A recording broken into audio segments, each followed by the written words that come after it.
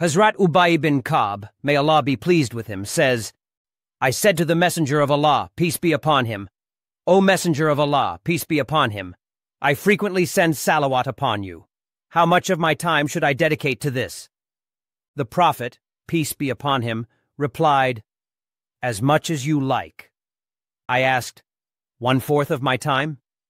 The Prophet, peace be upon him, said, That is good, but if you do more, it will be better for you. I asked, Then half? The Prophet, peace be upon him, said, That is good, but if you do more, it will be better for you. I said, 2/3? He, peace be upon him, said, That is good, but if you increase it, it will be better for you. I said, Then I will dedicate all my time to sending salawat upon you.